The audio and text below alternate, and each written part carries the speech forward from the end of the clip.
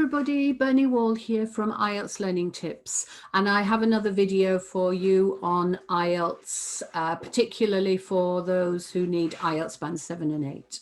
And today I'm going to be talking about writing and particularly how to construct a main paragraph in IELTS Writing Task 2.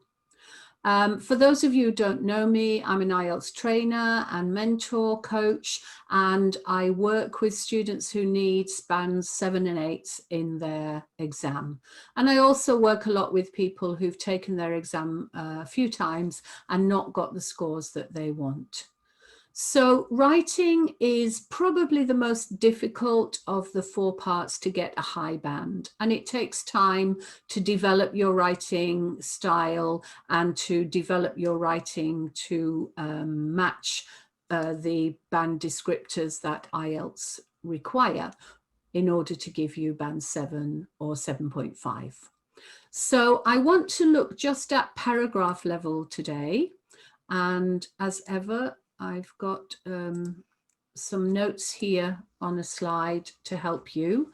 There are some subtitles now on this, which can be a little bit strange at times if there's a word they don't understand, like, for example, IELTS.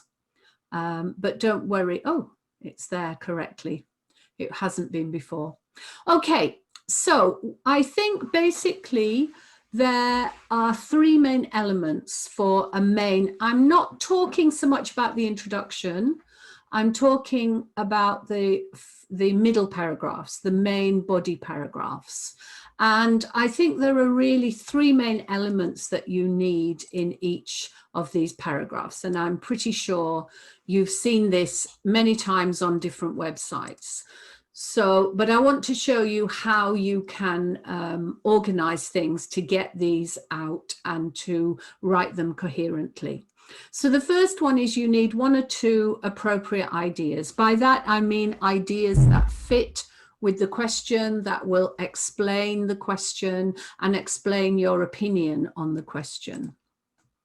The second is some evidence or reasons or support for those ideas, because remember, you have to persuade the examiner of your ideas, and this is how you do it. And the third thing is some sort of example that will illustrate the idea. Now, the example should follow from the idea, so it has to be appropriate. You don't have to have an example, and if you can't find an example that illustrates the idea well, then it's better not to give an example at all. So in that case, you might want to have more evidence. So another reason that you can use to explain the idea. And I wouldn't generally put an example in both paragraphs. I would just use one in one paragraph, because otherwise the paragraphs can become a bit repetitive in their structure, and we want to avoid that. Okay, so here's a task 1 question.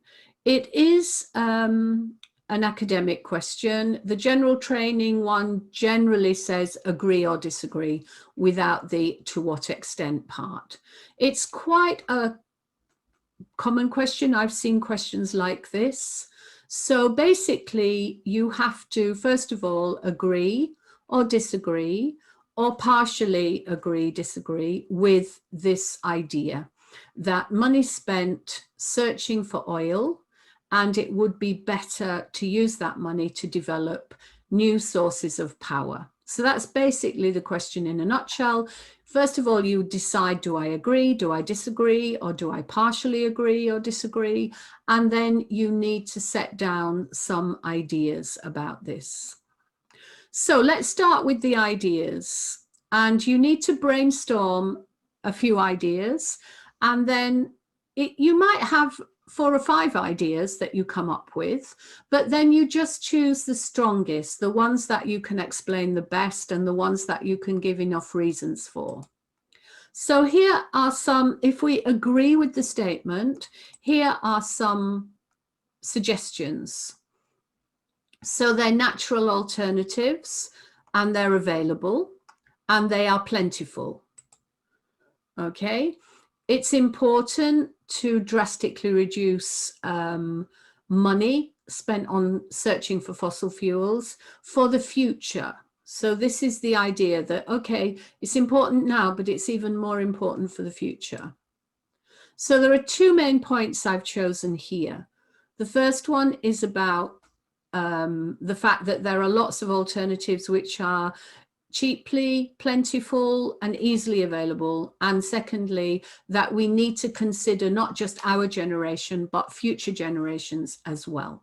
And I would probably pick one for paragraph 1 and the other for paragraph 2. So you've got a main idea around which you can write your examples and reasons. Okay, so let's think about what evidence or support we can give to those ideas. So if we take the first one, which is natural alternatives or renewable energy, you might call it, we've got 3 here: wind, solar, wave. They're cheap and they're good for the environment. They are available wherever you are in the world, and it is a growing industry, so they are already being used. That's another important point to make. And that it's really important for governments to make them the priority and to invest in them. So there are 3 strong reasons there. And then if we go to the second idea about reducing the money for the future, then we've got the fossil fuels will run out. So they create damage to the environment. And so it seems pointless to continue spending money on them. They also cause climate change. And it's important to have cleaner and more sustainable sources, not just for our generation, but for the future. So we mustn't only consider our own needs, but those of the future. So there are some examples of ideas that you can use to support your main point. And here's an example that I found when I was reading something online, that Iceland produces almost 100% of its energy from renewable sources. So this would be an example showing that it's possible to actually abandon fossil fuels and completely use renewables. Okay, so let's move on and see how we can take these ideas and put them into complete sentences, first of all. So the bit we've done already is just brainstorming and planning. And now we need to put these ideas into full sentences. So I'm only going to be looking at the first paragraph, which was about using other types of power source. And this is my first sentence. Natural sources of power generation are already known and being used. So that would be my main idea, and it's a good strong sentence to start the paragraph. Then my second sentence, they should be further improved and developed. So this is an addition to the main idea. Then I'm talking about energy sources, as mentioned before, solar, wind, and wave. So this is my first piece of evidence. And here's more evidence. These are better for the environment. So you can see where you've got 2 main ideas, where you've got 2 pieces of evidence, there's an opportunity there to combine them to create a complex sentence. And here we've got a third piece of evidence. Then I've come in with a slightly, an idea, but it's connected. It's a slightly lesser idea, but it's still connected with the main idea, that they are available to everybody in the world. And then evidence of that point is that they are now being used already in many, many countries. And then the example of a country, namely Iceland, who is already using renewable energy for all of their energy needs. Okay. And then I want here to summarize the paragraph, and it's quite good to have a summarizing sentence if you can, where you restate your main idea. So governments must prioritize this funding for the renewable energy industry. So I haven't mentioned anything here about the second point, which was looking at future generations. I'm just focusing on the first paragraph and about the fact that we have other types of energy resource that we can use. Okay, so now I've put this into a complete paragraph using linking words to manage the cohesion and make it flow. So in the first place, natural sources of power generation are already known and being utilized. So all the yellow things are the linking devices.